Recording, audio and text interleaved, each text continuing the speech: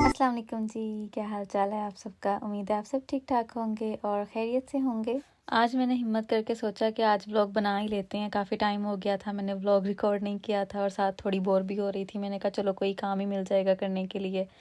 तो आज मैं सैटरडे था और हम आए थे बाहर ऐसे ही बस विंडो शॉपिंग के लिए। ऐसा कुछ लेना नहीं था लेकिन बच्चों के साथ फिर भी थोड़ी बहुत चीज़ें लेनी पड़ ही जाती हैं। तो यहाँ हम ढूंढ रहे थे टॉय। मेरी बेटी ने ना अपनी फ्रेंड के पास स्कूल में देखा था एक टॉय, तो उसको ये था कि मैं जो है ना वैसा ही टॉय लूँ। कुछ चीज़ें होती हैं ना जो बच्चों को बड़ी पसंद आती हैं, बच्चे कहते हैं हमें सेम टू सेम वही चीज़ चाहिए।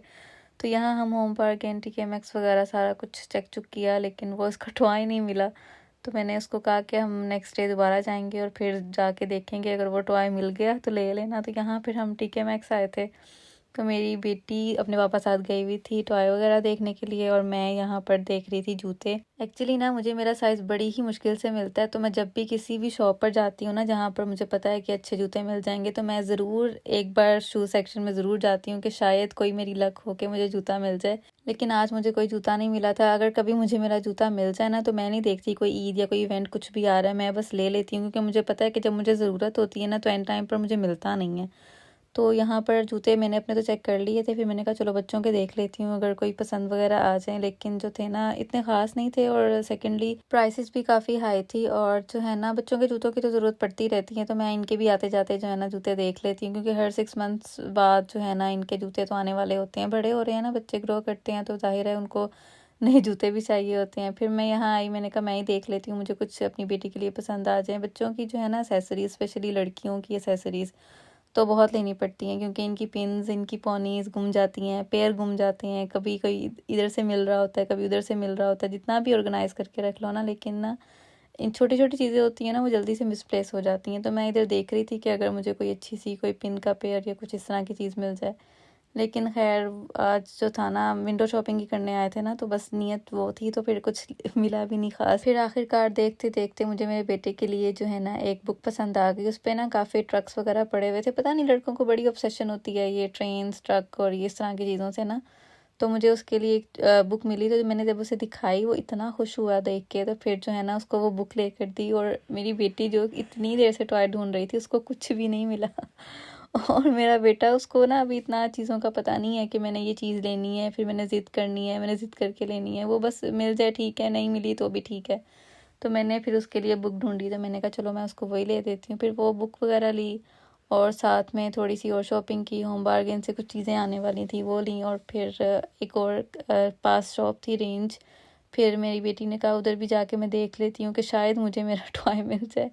लेकिन वो टॉय देख रही थी तो मैंने कहा मैं कुछ देख लेती हूँ। मैंने अपने बेटे की ना पोटी ट्रेनिंग स्टार्ट करनी है, तो मैं उसके लिए टॉयलेट सीट देख रही थी।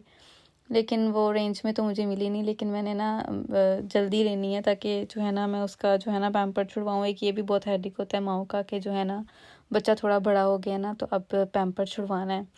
खैर फिर यहाँ घर आके ना मैंने कहा चलो अब शॉपिंग तो जितनी करनी थी कर ली है, अब आके खाना शाना बनाते हैं।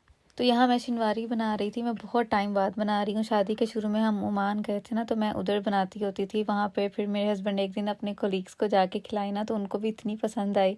तो आज मेरे हस्बैंड ने स्पेशली मुझे कहा कि ना जो तुम ओमान में बनाती थी ना कढ़ाई, वो वैसी कढ़ाई तुमने मटन की बनानी है। तो मैंने कहा चलो वैसी बना देती हूँ। तो यहाँ मुझे काम करते करते एकदम से मुझे आवाज़ आई कि शायद मेरा बेटा उठ गया, क्योंकि मेरा बेटा और हस्बैंड सो रहे थे, मेरी बेटी टीवी देख रही थी। तो मैंने कहा मैं चेक कर रही हूँ कि ऐसी उसकी आवाज़ ना आ रही हो।